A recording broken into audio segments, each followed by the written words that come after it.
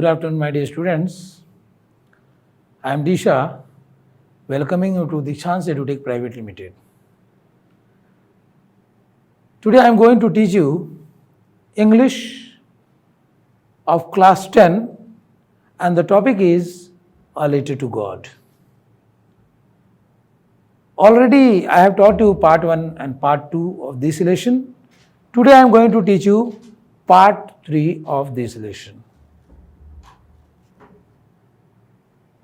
So, we saw in the last part how Lencho's crops were destroyed and he had no option before him how he will live his life as well, how his family will live the whole year, because all his crops were destroyed by hailstorm.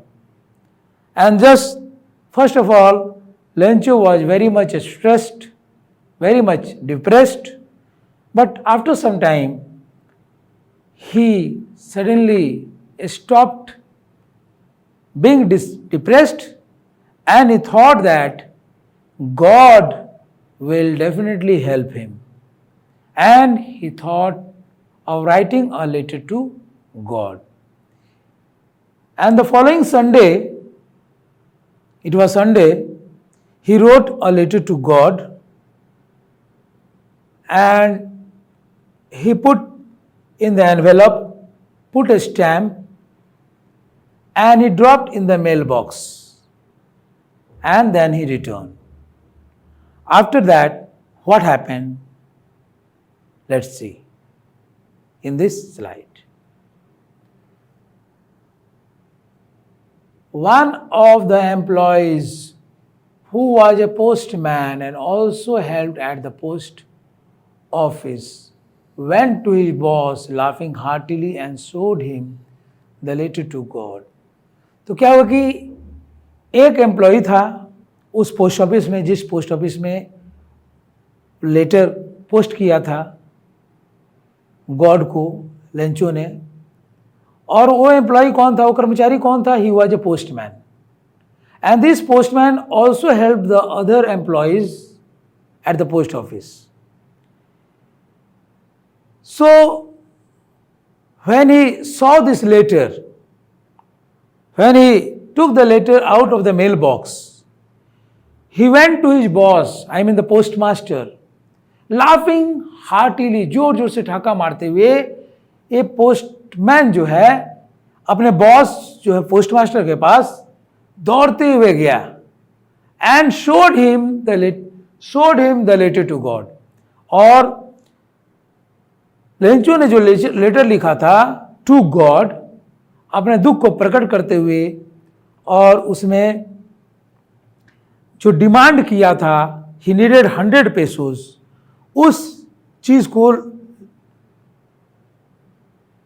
अभी postmaster को बस मालूम ही होने वाला था postman के द्वारा.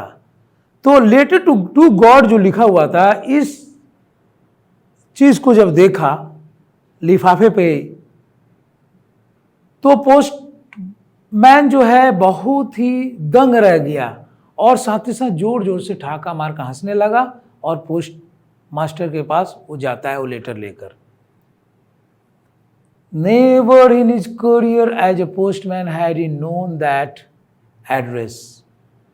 और पोस्टमैन इसलिए हंस रहा था कि आज तक उसको इतने साल हो गए थे काम करते हुए उस पोस्ट ऑफिस में, कभी भी ऐसे किसी व्यक्ति को वो सुना भी नहीं था, देखा भी नहीं था कि जो कि भगवान को लेटर लिख सकता है to God. The postmaster a fat amiable fellow. Fat amiable का मतलब होता है फ्रेंडली एंड प्लेजेंट. पोस्टमास्टर जो था हट्टा कट्टा मोटा तगड़ा था. He was a fat pleasant, friendly and pleasant person. बहुत ही फ्रेंडली बिहेवियर था, बहुत नेक व्यक्ति थे postmaster. Also broke out laughing, वो भी जोर जोर से ठहाका मारकर हंसने लगे. But almost immediately he turned serious and tapping the letter on his desk commented. तो पोस्टमास्टर को जैसे ही पोस्टमैन ने लेटर दिया, उस पत्र को दिया, उस लिफाफे को दिया देखने के लिए कि कोई एक व्यक्ति लेटर लिखा है टू गॉड, भगवान को, तो सबसे पहले उस लेटर को देखकर, उस लिफाफे को देखकर, एनवेलप को देखकर सबसे पहले तो पोस्टमास्टर भी हंसने लगा। देखते ही वो हंसने लगा, जोर जोर से ठाका मारकर हंसने लगा। लेकिन तुरंत ही बिल्कुल गंभीर हो गया पोस्टमास्टर और उस लेटर को डेस्क के ऊपर ऐसा करके पटकते हुए, tapping the letter on the desk, commented, और फिर बोल उठा पोस्टमास्टर। क्या बोला? What faith, I wish I had the faith of the man who wrote this letter. And after some time when he became serious, I mean the postmaster became serious, he just commented saying that what a faith, कितना माने बड़ा विश्वास है, क्या विश्वास है, I wish, काश मेरा भी वैसा ही विश्वास रहता भगवान में जिस प्रकार से इस व्यक्ति ने भगवान को लेटर लिखा है, यह पत्र लिखा है। काश मेरा भी विश्वास उसी के जैसा अडिग रहता। सो seeing faith of God, he just was surprised, and at a time he became very serious, thinking that he would have the same faith who has written this letter, starting up a correspondence with God, भगवान से वार्तालाप शुरू कर दिया। भगवान को letter लिख रहा है, भगवान से बातचीत कर रहा है। वाह क्या बात है। कौन बोला? Postmaster. So in order not to shake the writer's faith in God, तो इसलिए पोस्टमास्टर नहीं चाहता था कि वो लेखक कौन है? लेंचो खुद है। तो वो लेखक का विश्वास को नहीं तोड़ना चाहता था। लेखक का अटूट विश्वास जो भगवान में है या भगवान पर है, उसको नहीं तोड़ना चाहता था। वो नहीं चाहता था पोस्टमास्टर कि उसका विश्वास टूटे और उसका विश्वास को कोई क्षति हो। The postmaster came up with an idea, so saying that he must not break the writer's faith in God, he thought of an idea. Who? The postmaster. Answer the letter. He thought of answering this letter. वो सोचा कि इस letter का जवाब दिया जाए। But when he opened it, it was evident that to answer it, he needed something more than goodwill. लेकिन उस पत्र को जवाब देने के लिए जब वो पत्र को खोला, एनवेलप को खोला और पत्र को जब पढ़ा, कौन? पोस्टमास्टर। यह बिल्कुल प्रतीत हो गया, मालूम हो गया कि उसको इस लेटर का जवाब देने के लिए ही नीडेड सम गुडविल, कुछ अच्छा चीज के बारे में सोचना पड़ेगा, अच्छा काम करना पड़ेगा। इस लेटर को जवाब देने के साथ साथ कुछ और चाहिए उसे जवाब देने के लिए, अच्छा से जवाब देने के लिए। कौन? पोस्टमास्टर थॉट, पोस्टमास्टर सोचा क्या चाहिए? More than goodwill, ink and paper, मतलब गुडविल, इंक और पेपर के अलावा भी कुछ चाहिए उसको जवाब देने के लिए। But he stuck to his resolution, लेकिन वो जो फैसला किया, पोस्टमास्टर अपने फैसले पर अडिग रहा। वो सोचा कि इस आदमी को मदद किया जाए जिसने ये पत्र लिखा है। He asked for money from his employees, वो जो कर्मचारी लोग थे जो उसके ऑफिस में काम कर रहे थे, उन सभी से वो थोड़ा थोड़ा पैसे मांगा। He himself gave part of his salary and several friends of his were obliged to give something for an act of charity. और स्वयं क्या किया? अपने पेमेंट का, अपने सैलरी का एक अच्छा खासा हिस्सा दिया। To give something for an act of charity, और वो कुछ और दोस्तों से भी और दूसरे दोस्तों से भी कुछ पैसे मांगा कि दान के रूप में कुछ पैसे वो लोग दे, दान करें. It was impossible for him to gather together the 100 pesos. बहुत ही मुश्किल था, नामुमकिन था पोस्टमास्टर के लिए 100 पेसोज इकट्ठा करना. उन दिनों 100 पेसोज बहुत ज़्यादा रकम हुआ करता था. आज जो 10,000 है वो 100 रुपीज़ के बराबर होगा, ऐसा है. या आज जो 10,000 रुपये हैं, रुपये के रूप में अगर देखेंगे तो 10 रुपये, 20 रुपये, 50 रुपये के बराबर में होगा, जबकि ये कहानी लिखी गई है. तो 100 पेसोज उस समय बहुत ज़्यादा होता था. 100 रुपीज़ में एक परिवार चल जाता था, एक तो समय था. तो 100 पेसोज भी एक करेंसी है जो कि उस समय के लिए बहुत ज़्यादा होगा. So he was able to send the farmer only a little more than half. ये पोस्टमास्टर बहुत कोशिश करने के बाद भी 100 पेसोज इकट्ठा करने में असमर्थ रहा. He was unable to gather 100 pesos. So the postmaster was able to send only a little more than half what the writer has demanded, what Lencho has demanded. Lencho ने जितना डिमांड किया था उसका आधा से थोड़ा ज़्यादा रकम जमा करने में, भेजने में सफल हुआ postmaster. He put the money in an envelope addressed to Lencho and with it a letter containing only a single word as signature God. उसने क्या किया, वो जो 70 पेसोज जो जमा किया, माने आधा से ज़्यादा रकम जो जमा किया, इकट्ठा किया, पोस्टमास्टर, उसने उस एनवेलप में डाल दिया, एनवेलप में, और उसमें एड्रेस लिख दिया टू लेंचो, और उसी में एक लेटर भी डाल दिया कंटेनिंग एक सिंगल वर्ड सिग्नेचर गॉड, जिसे उससे मालूम हो कि भगवान ने भेजा है, उसका विश्वास न टूटे. तो उसमें फ्रॉम जो लिख दिया, फ्रॉम वाला जो होता है कॉलम, उसमें लिखा गॉड और साइन कर दिया गॉड का. The following Sunday Lencho came a bit earlier than usual to ask if there was a letter for him. और अगले संडे को लेंचो थोड़ा और पहले आया, एक सप्ताह बाद. मीन्स संडे को ही गया था, पिछले संडे गया था, लेटर पोस्ट किया, और उसके बाद वाला संडे, अगले संडे को लेंचो थोड़ा पहले आया. जितने समय वो जाता है कहीं और निकलता है, उससे कुछ पहले आया, यह जानने के लिए कि क्या उसके लिए कोई लेटर था. So he came to the post office to fetch a letter for himself.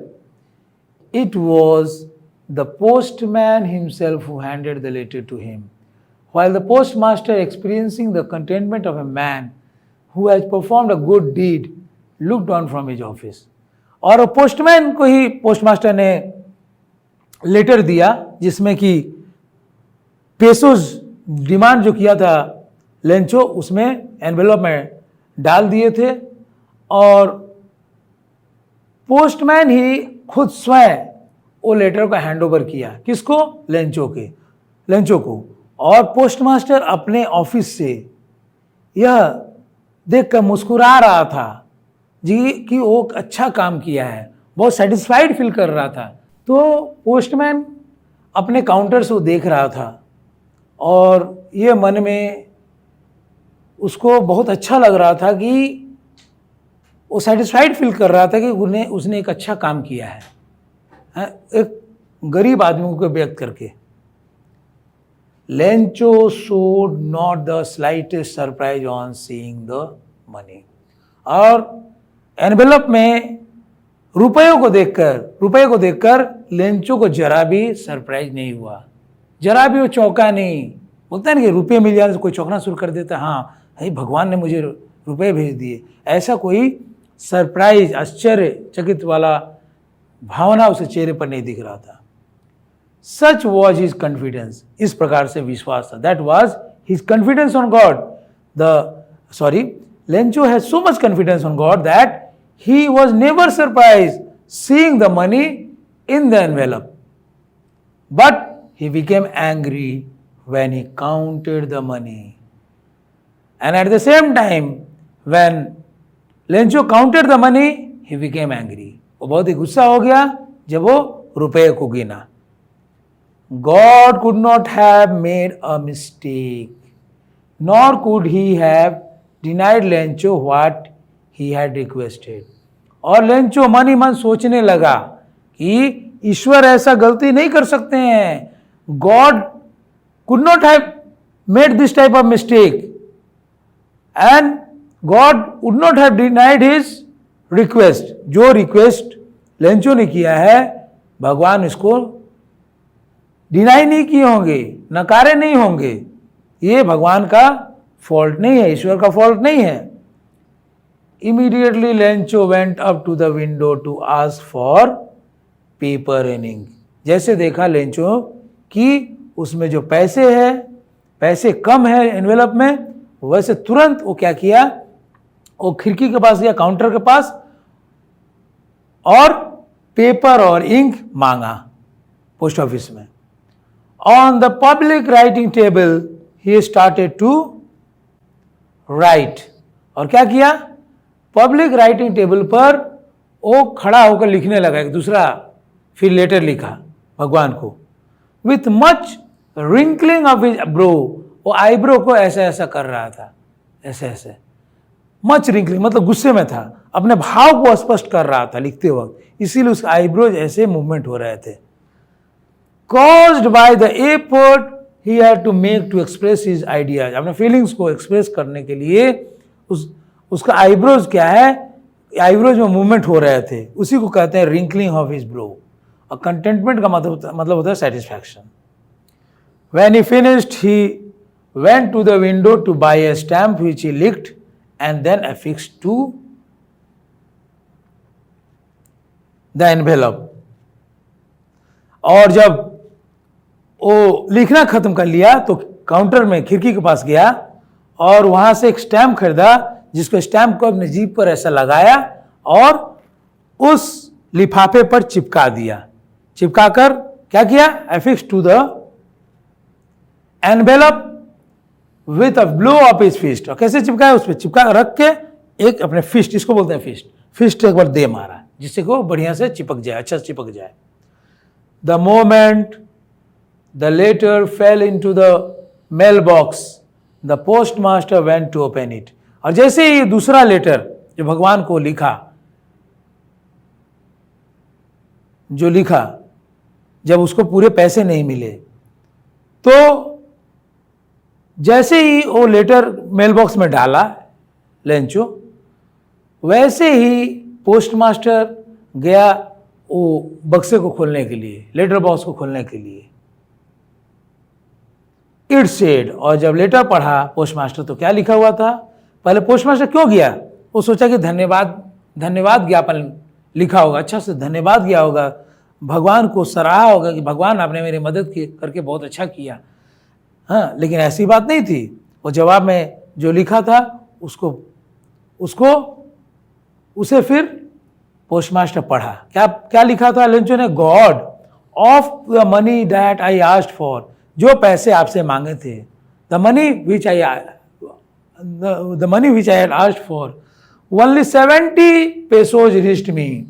I have received only 70 pesos out of the 100 pesos I have asked for. Send me the rest since I need it very much. भगवान को बोला please, भगवान को कहता है कि बाकी के पैसे मुझे जल्द भेज दीजिए क्योंकि मुझे वो पैसों की बहुत ही जरूरत है. But don't send it to me through the mail because the post office employees are a bunch of crooks. Lencho. और लेटर में यही लिखा था कि बाकी के पैसे मुझे भेज दीजिए, लेकिन आप पैसे फिर मेल से ना भेजिए, पोस्ट ऑफिस के द्वारा मत भेजिए, क्योंकि ये पोस्ट ऑफिस के जो कर्मचारी लोग जो हैं ये बिल्कुल डिजॉनेस्ट हैं. ये लोग ईमानदार नहीं हैं, ये लोग चीट हैं. तो एक तो पोस्ट ऑफिस एम्प्लॉयज लोग मदद किए, उसका ऊपर से पोस्ट ऑफिस एम्प्लॉयज के बारे में वो भगवान को फिर से लेटर में लिखता है कि बाकी के पैसे मुझे पोस्ट ऑफिस मेल के थ्रू से मत भेजिए, पोस्ट ऑफिस के थ्रू से मत भेजिए, पोस्ट से मत भेजिए, क्योंकि ये जो पोस्ट ऑफिस एम्प्लॉयज होते हैं बिल्कुल चीट होते हैं, धोखेबाज होते हैं। और नीचे लिख दिया था लेंचो। तो इस जवाब को पढ़कर क्या बीता होगा उस पोस्टमास्टर पर, आप सोच सकते हैं what might have happened, because the postmaster helped a poor farmer and the farmer in turn abused the post office employees as telling that they were dishonest. This was totally wrong. This statement of Lencho was totally vague. Okay, so we have come to the end of this lesson. Now what is the theme of this lesson? We must think positive in life. If you think positive in life, we can get whatever we want through our hard work and dedication and devotion. So the conclusion of the chapter, you must know what is the conclusion of the chapter. The conclusion of the chapter, A Letter to God, is that ultimately true faith works in favor of us. इस कहानी का अंत इस प्रकार से होता है, conclude इस प्रकार से कर सकते हैं कि अंत में जिसका विश्वास सच्चाई की तरफ रहता है, सत्य की तरफ रहता है, उसका ही जीत होता है। तो हमें सच्चाई के रास्ते को नहीं छोड़ना चाहिए, क्योंकि true faith works in favour of us. True faith हमारे फेवर में हमेशा रहता है। The mindset of Lencho proves the law of attraction. और जो माइंडसेट है लेंचो का, वो आकर्षण, लॉ ऑफ अट्रैक्शन की तरफ ले जाता है। Lencho desired something with a very strong belief and he got the desired results. Lencho कुछ इच्छा किया था, कुछ ऐसा चीज की इच्छा की थी उसने, और बहुत ही गहरे भाव से, गहरे विश्वास से, और जो भी उसके मन में विश्वास है भगवान के प्रति, उसका परिणाम मिला, उसका फल मिला लेंचो को। No doubt he didn't get 100 pesos, but he got 70 pesos out of the 100 pesos. But at the same time, this 70 pesos would have helped him a lot. Okay, not fully, but to some extent it would have helped him a lot. Though partially not fulfilled, still we can say that he proves the law of attraction. हालांकि पूरी तरह से उसका demand पूरा नहीं हुआ था, लेकिन हम लोग कह सकते हैं कि he proves the law of attraction. इससे हम यह साबित हो जाता है कि Lencho proves the law of attraction, मतलब मन किसी को भी आकर्षित कर लेगा अपने बातों से, भगवान में विश्वास करके। कोई किसी का भी दिल जीत सकता है और अपना भरोसा पा सकता है किसी का, भगवान को में अगर विश्वास रखें हम लोग तो। In the end of the chapter, we feel that God's plans are amazing. Chapter and में हम लोग महसूस करते हैं कि ईश्वर का जो योजना होता है वो बहुत ही सुंदर होता है, बहुत मज़ेदार होता है। We hardly can understand them, but they are in favor of us. हम भले भगवान की योजनाओं को समझ नहीं पाते हैं, लेकिन उनका जो भी भगवान का पक्ष रहता है और जो भी भगवान सोचते हैं हमारे बारे में, हमारे फेवर में ही होता है, हमारे पक्ष में ही होता है। The chapter a letter to God also tells us that even if we struggle hard and face many hardships, we should always keep faith. ये chapter a letter to God हमें यह शिक्षा देता है, हमें यह बताता है कि हमें भले जितना भी संघर्ष करना पड़े जिंदगी में और बहुत सारे चैलेंजेस को फेस करना पड़े, बहुत सारी मुसीबतों से का सामना करना पड़े, हमें भगवान में अटूट विश्वास रखना चाहिए, ईश्वर पर भरोसा रखना चाहिए, विश्वास करना चाहिए, ईश्वर में अपना आस्था को बनाए रखना चाहिए। Faith in God and optimism are extremely necessary to carry on with life. भगवान में विश्वास करना और अपने आप को ऑप्टिमिस्टिक समझना सबसे बड़ा पॉजिटिव थिंग होता है। It is a positive thing. We must be optimistic. Optimistic कौन सोच सकता है? जो आदमी चालाक है, रैशनल है। और rational can understand, rational can be optimistic. तो अपने जीवन में सफल होने के लिए बिल्कुल ये जरूरी है कि हम ईश्वर पे विश्वास रखें। We must have faith in God and we must be optimistic.